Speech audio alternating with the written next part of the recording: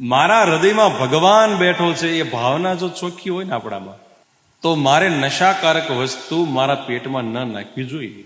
આ દેશની અંદર in our India each and every day 10,000 people die due to the cancer. પણ જે વ્યસન કરે છે ને એને રાત્રે સૂઈને વિચારવું જોઈએ કે હું કાલ ન હોઉં તો મારા પરિવારનું શું થાય, મારા બાળકોનું શું થાય, મારી પત્નીનું શું થાય.